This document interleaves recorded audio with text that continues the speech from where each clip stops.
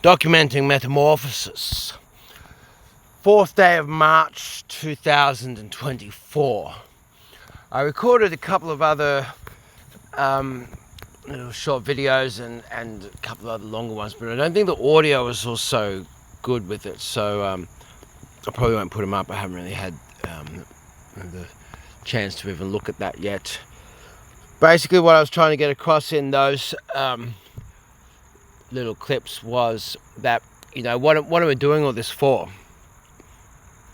If for no other reason, if for nothing else, then I'm doing it for my children, so that they might have an opportunity to look at what the process was for me,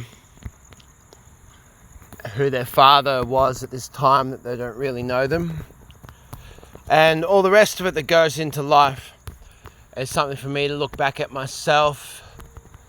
And, you know, like, the people closest to me don't have a clue who I am. They don't know me.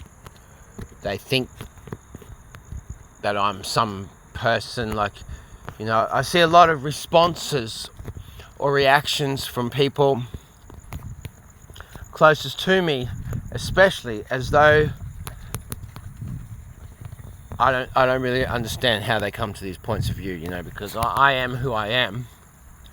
And I think I've always been pretty clear, but it's astounding to notice the responses or the things that people say preemptively as a stress response of what I might do, but I've never.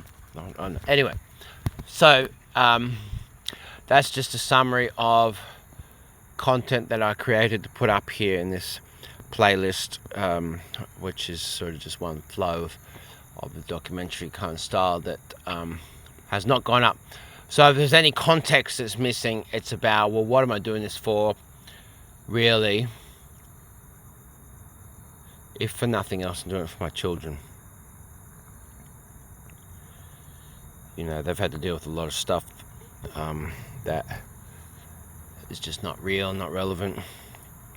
And when it comes down to the words that you say, the actions that you take, the actions you don't take, the words you don't say, when you say it, when you don't say it, when you do it, when you don't do it. That's what creates a gentleman, or creates a lady, or creates a well-adapted, well-adjusted,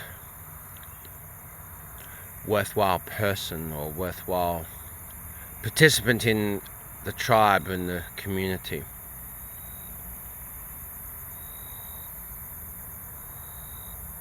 So why do it? So anyway, I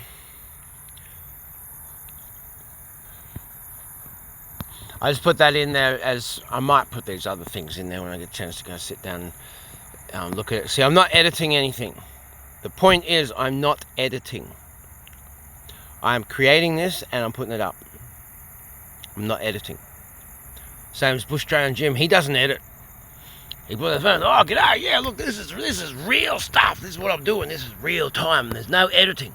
Not editing this stuff, you know, it's real. Okay, so that's the point. Big point of this all. So now we come to the 4th of March. And it's a Monday, so we trained yesterday, last night. Fantastic training. I missed the week before, and it's been really full on, quite a grueling time here in Brisbane, just with the weather. There's a lovely city of Brisbane. It's been so hot here, incredibly hot. It's been quite grueling. In the last 8 weeks, I've helped 3 closest people to me move out of their homes, and it's insanity. We all live this insane lives. I don't have a home, like I don't have a house because I choose not to. My house is a double-decker bus, which I'm actively trying to give away to someone who needs it more than me, because I don't need anything. Training last night, I was fucked by the time we finished the stomp to start with. and halfway through the stomp actually. And then we got into some really specific, very intricate, full-on training. There's no messing around, you know, like, it's really good. And this is the thing, like, go there so willing to break myself against the mountain of John and the mountain of Jackie. So I make myself like the weather that breaks against the mountain, and I make them the mountain, which they're also beacons. And so I really threw myself into this training, really intense training. It would have been easier to fight in martial arts combat, or just hand-to-hand combat, with 300, say, police officers. Let's say, like, you got police officers, they carry guns and tasers and batons and stuff. Take them off them, or even with the batons, leave the batons. Like, they can have their batons, right? So imagine a police officer is pretty well trained, yeah, like they can look after themselves. They pretty good at combat, at fighting. So let's say someone at that skill level and resilience and robustness and degree of training throughout, take 300 of them. It would have been easier for me to fight 300 people at police officer skill level training in martial arts. Let's say 300 of them trying to attack me and fight me, whether they got batons or not. It would have been easier for me to engage in that combat and just simply be over here, either hurting them or not hurting them, either completely maiming them so they never feed themselves again ever in life, or can walk again ever in life, or not hurt them at all. That's easy for me. I mean, I'm trained by Grandmaster Sifu Henry Su and his highest students. And I haven't seen him for a few years now. And I wouldn't even stand in front of him with how pathetic and short of practice I am at the moment. But it would have been easier, and I would have no worries to defeat 300 people in combat. No worries. It's a dance. Tai Chi is a dance. It's easy. It would have been easier to defeat 300 people trained at like police officer skill level than to do the training that I was doing last night. But I really threw myself into it. Trained with earnestness and sincerity, devotion to something much bigger than myself, you know. And every time I thought there'd come to a point of I break myself against this, then John was there by my side, really very specifically, intrinsically focusing on these tiny little things. And I felt like it was very supportive. There wasn't actually the opportunity to break myself against any mountain, you know, because it was support. I was supported. And that in itself is quite a monumental thing.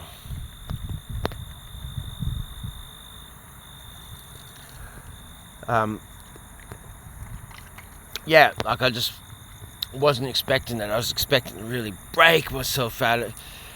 And both with Jackie, like they're training me very intensely, and the other guys. And man, the other guys are so good. They really are good. And John and Jackie, both of them, so good. You just get these tiny moments of demonstration from both of them, and man, they must have been good in their day. Like, they must have been really good, like beyond the measure of good by our standards these days. Must have been really good. Like the things that they can just show, like demonstrate this now, like, wow, when you were in your prime, what were you capable of? So there's some things I wanted to write down, but you just don't get that opportunity, so remember it. So it's an interrogative process. It's a process. Be interrogative with everything that you do. This is something that John said. So you're really looking within yourself to feel where you're at. The other thing is, so you have a movement, where it be like whatever movement, or can't demonstrate a really complicated dance move with this camera angle right now, but then whatever the movement is, then there's a space in between, stillness. Then there's movement, stillness, movement, stillness, movement, stillness. So within each complicated movement, very involved, and then that stillness in between, the same as a breath. So you breathe in, stillness, then you breathe out, stillness, then breathe in, stillness, then breathe out, stillness. So each time you get that stillness, it's like, where am I in the universe? It's interrogative. What am I doing? It's interrogative. How do I feel? It's interrogative. What's my body doing? It's interrogative. How do I maintain this strength in my lower body and my legs, and then not take that tension up into the upper body whilst doing something with the upper body that could be ever so gentle? It's interrogative. And then that thing about that stillness in between the movement is like, where am I at in the cosmos? I might not know who I am or what my purpose is. But then when you get this stomp, you know, stomp, stomp, stomp, stomp, stomp, stomp, stomp, stomp, stomp, stomp, stomp, stomp, stomp, stomp, stomp. Well, here I am, and I'm grounded. Now do this, where am I at? I'm at this point in the cosmos. Now do this full-on movement, bang. Now I'm at this point in the cosmos. Now it's other full-on movements here, really difficult, involved. I'm not really demonstrating it so well, but bang, here I am in the cosmos. Bang, here I am in the cosmos. Ta, stillness, here I am in the cosmos. Ta, stillness, here I am in the cosmos. This is where I am in the cosmos. And then what you find with that is, people aren't messing with you. Life isn't messing with you. You're not being pushed around by events, circumstances, and people in life. You just deal with it. People don't mess with your boundaries or mess with you. You're not being pushed around, but not being knocked around, and that's happening by default. So that's a big thing.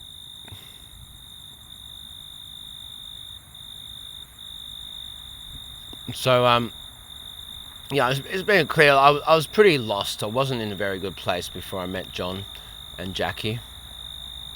I was coming to this place where I am now, walking my dogs, like sort of coming at like midnight, and walking the dogs and giving them hunting stimulation here in the cemetery and down this overgrown bowls club, because I had so many dogs. Just so you don't encounter any other dogs on lead or anything like that. So the puppies, you see, and they're growing up, and then I had less dogs, so I come earlier at night, and then I met John and Jackie, and then I started training with them straight away. But I was pretty lost. I didn't know what was what, because of some things that had happened in my life. I've become really derailed from having had some experiences that really lifted me up, and then just like flattened me and just dropped me, deflated me. And it's not like so much deflated, but it's like I don't really know what's what. And that was the second time that this kind of thing had happened. So something happened in 12 months later, then the same thing happened. So both times it left me quite derailed and not really knowing what's what. And that's a big thing. to be able to find someone that can allow you to be yourself. And it really is when the student is ready, then the master appears, as the old saying goes. And that's why it appeared, because I was ready for it. And it's so great to have a mentor, have two mentors, that they're human beings and they really reach you on this level. I don't pretend to be their friend. I'm their student. And they have these great acts of friendship towards me, but that's only because they're such fantastic teachers and fantastic mentors. It's John's birthday today, and I said to him that yours truly is a life worth celebrating. You've certainly made my life one worth living, and also one worth celebrating. And he appreciated that. And he's saying it's a very nice thing to do, but I was like, well, it's not a really nice thing, it's just telling you the fucking truth, you know. You have made my life worth living, and one worth celebrating. Now, there's not many people on this planet that I can say that to, or I could credit that with, because most people have made me feel like I don't want to live here on this planet, in this society, in this city, Brisbane, in this capitalist first world society. I've spent a lot of my time wishing I was dead, and actually preferring death as a choice. However, one cannot kill oneself, you see. And so there's this, because that's a contract with God you're breaking. So anyway, there's been so much of a turnaround in time, and then it's so easy to go back down again and come back up. It's so easy to go back down and go back. I don't think there's really much opportunity for me to go down again. You see, I don't think that's possible, because a big thing that comes up with this is you can go and do all kinds of other training in life, and it doesn't prepare you for this training, the Nobbs Suzuki Praxis, as delivered by John and Jackie. However, you can come and do this Praxis, and then you can go and do anything else in life. Now that is monumentally profound. Monumentally profound. So I feel good, you know, and I feel like the training last night was really intense. It's very purposeful. It's inside out and back to front for me, and it's really good because, like, I can do all kinds of stuff, coordination in the martial arts. So to be in this situation where I'm uncomfortable, I'm not really, I'm not able to do these exercises, and then it's taken me half a dozen goes before my nervous system has even got a slight bit of coordination or coherence with what I'm doing. And the support and the instruction, the guidance, so good. So I'll wrap this one up by saying, you know, like, you can be good enough to fight martial arts in one hand. Bang, bang, bang, bang, bang, finish. Here's the next one. Over here. Finish, finish, finish, finish, finish, finish, finish, finish, finish. It's to finish. Even do yoga. You do all these asanas, and then you come to a point where that's finished. Even meditation, you do this process, come to a point of finish. But how do you act? I don't like the way you act, or I love the way you act. You better watch the way you act, yeah? As a human being, our actions act. We're all acting, yeah? And so, when you consciously put your esoteric practices and your serious disciplined practices of martial arts or yoga or qigong or meditation or art, craft, expression, whatever it is, cooking, whatever, kung fu, progress achieved through discipline, then when you put it into the performance context, then you're not coming to a closed, finished point. It's always expansive and open to a point about what next. What next? So I'll tell you what next. It's a legacy. If there's a man that is out there that's got a life that's truly worth celebrating, and he has then made mine a life that's worth living and a life that's worth celebrating, I'll take that legacy. And the same for Jackie. I'll take that legacy and I'll pass that on from my heart to other human being hearts every single day of my life. That's enough for now. Uru.